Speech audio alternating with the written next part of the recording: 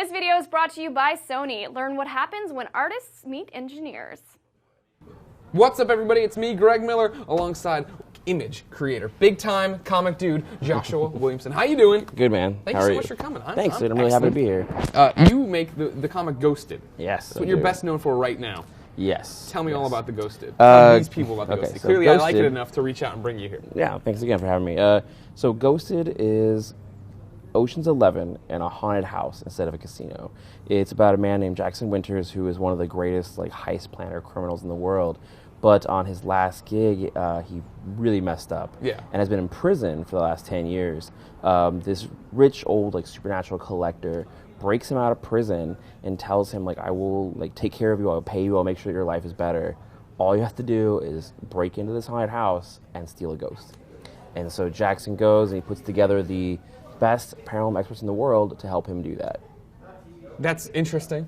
Thank you. That was my first impression upon reading it. And then also when I got into it, what I wasn't expecting was the fact that it doesn't end where I thought it would end. You know what I mean? Where did you think it was going to end? I thought it was going to end when they get the ghost and it's all over and they move on out. Ghosted keeps on going, right? Yeah, because the thing about what Jackson is that, at the beginning when it opens, he's this guy who's just ready for death already.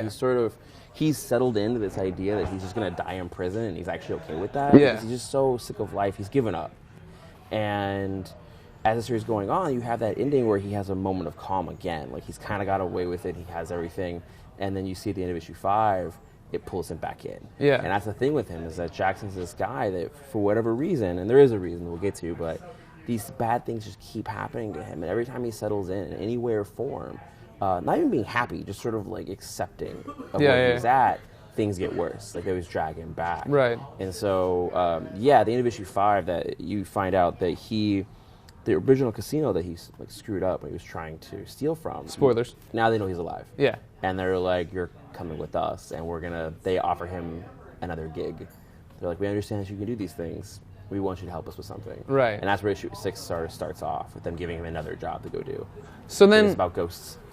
I would hope so. Oh, that's kind of in your titles. I think that's what we're it has to into. be about ghosts. We try to keep on the ghost thing. So when you come up with a comic book idea and you're set off on it, are you thinking of the end game? What is there in your head? Is already an idea of where this Ghosted series ends? Yeah, I totally know exactly what the last issue's about. I know the end of Jackson's story. With him again, he's kind of a bad person. You read the book. He's in prison. That's where bad people go. He's a jerk. And it's sort of about his arc of going to where he's a guy who's just given up on life to then coming back around to having a reason to live again. So with him, I've always had this idea of what his arc was going to be. The idea started off with I knew I wanted to do a book in a haunted house. Yeah. I was trying to figure out what I wanted to do, and then eventually I was like, oh, people are breaking into a haunted house. They kept, how ideas work, they kept building. And then once I started working with Jackson and kind of created him and started developing his story, it did take on a new shape. I have an end game in mind for him, and it's funny, I talked to you about this, but there's actually a clue to what the overall big grand scheme of the whole story is in issue 1, but no one ever notices it, and no one ever asks me about it. Literally, I'm like, God, it's right there. When no one is ever like, hey, there's this thing in issue 1 right here. Is that what I think it is? And it's like, yes, it is, but no one ever asks. Gold star. You figured it out. Congratulations. I wish somebody would. But then what's going to happen is eventually, in issue 11, there's a big clue of it. Issue 8 is a big clue. Issue 11 is a big clue. And then eventually we will be like, well, here's what it is. This is what's really happening. Right. And then when people can go back and read the whole series, see it all.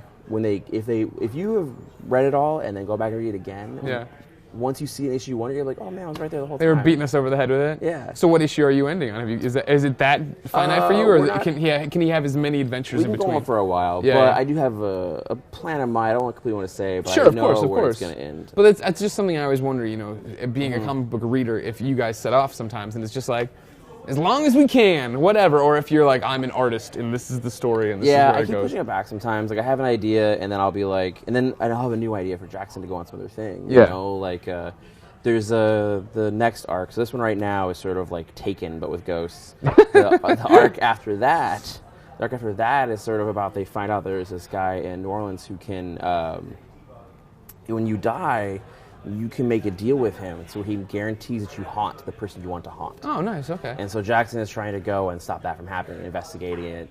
And so I was like, okay, well, that's that arc. But I keep coming up with new ideas for Jack to do things like that. Like, Yeah, it's very easy. yeah, I'm yeah. like, oh, I'll just do that with ghosts. And then I'm like, I'll push back that story a little bit more and more and more. But there is a part of me that wants to get to it because I'm so happy with the ending. I'm so happy with what, I have planned. There's a part of me that's like, I really want to make sure I can tell that ending. Yeah. So if there's even a moment of like, hey, we might have to end this, or I feel like I'm dragging it out, Yeah. I will put a stop to it immediately because telling that ending is more important than having more issues. Sure. So now, Ghost is still going on. IGN just hired a new comics editor. He said it was his favorite book of 2013. So that's awesome. a gold star Thanks from a lot, him man. for you. But then you're here in San Francisco right now for Image Expo. You just announced a brand new book. Yeah, I announced a book called Nailbiter. One of the things I talked about during the expo that I'll tell you now, years ago when I was an art director, there was this woman that worked there, very nice woman. She came in one day, she was upset, she broke up with her boyfriend. So I asked, like, what's the problem? Why did you break up? I thought you guys were doing well. Yeah. She's like, oh, well, we just found out that her uncle is a serial killer. He just got arrested. His uncle, serial killer, right? Yeah, okay. Horrible thing. But I'm like, but your boyfriend wasn't a serial killer. Yeah. She's like, but I just can't be with somebody who's that close to evil. Really? Like the idea of that, and I started thinking a lot about how, we talk a lot about the victims' families, but we never talk about the families of the killers. Kind of what happens to them. And right. Could you imagine you found out that like your uncle was a serial killer, or your brother, or any member of your family, your neighbor, your friend? It would be a traumatic event for you because you would think, what could I have done different? Did I see it? Was there signs that this person was At a serial Thanksgiving, killer? he really liked carving the turkey. Exactly. Yeah. That's a pretty legit thing. You would think back to those times where you're like, man, he was cutting that steak a little bit. Yeah. Oh, man, he really liked those bloody steaks. Yeah. And they go, oh my God, did I eat somebody at one point? Well, I'd watched this documentary. I don't think, it was about Jeffrey Dahmer, where this woman it was one of Jeffrey Dahmer's neighbors, and she would make him sandwiches all the time. And he would come over, and she said there were times, there's this documentary, it's horrible, but she's talking about how she realized after, like way later, she was like, oh, like, I ate a person. Because she'd realize she would eat with him sometimes. Yeah. Like, he would cook it. She's like, there's a good chance that I might have, right? Yeah. So think about that. That's that bad. would mess with you. And so I kept going around that. So with Nailbiter, I created a character. I created a serial killer, Edward Charles Warren. So he's the serial killer, the Nailbiter. What he does is he kidnaps people who chew their nails. Because he's a nail biter. Yeah. But he's not allowed to. His mommy said no. Yeah. And so he goes out and he finds people who are, that's his MO. Like, he only goes and finds people who chew their nails. Sure. He kidnaps them, takes them back to his place, chews their nails for him, like, for them. Ugh. While And they're then- alive still? Yeah. Jeez And then Louise. when he's full, he kills them.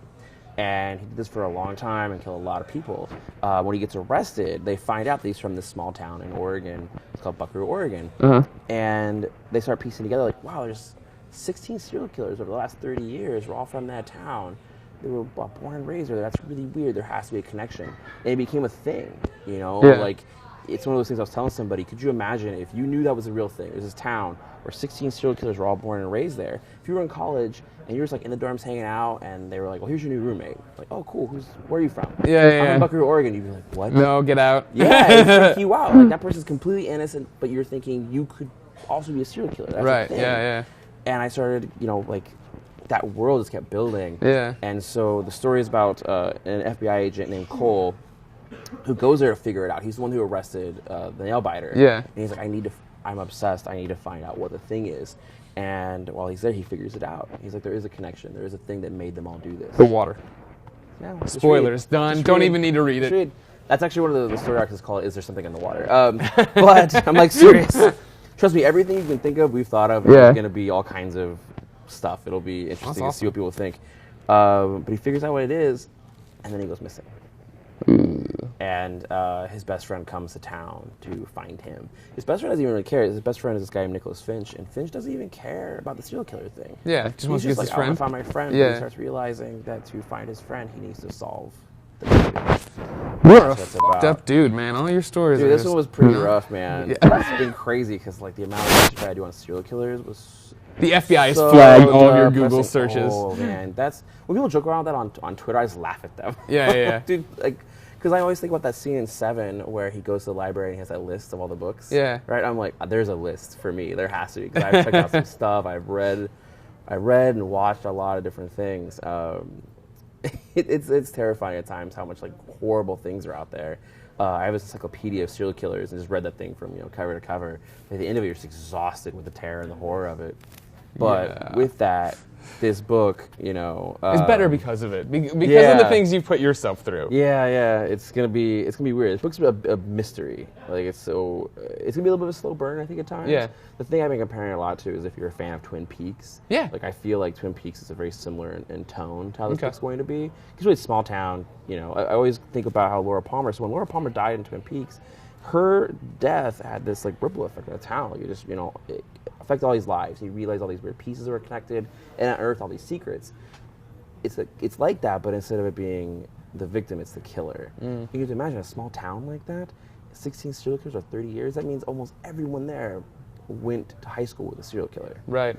You all are related to or know in some way, and it creates a really weird dynamic in the town where also people are looking at each other like, whoa.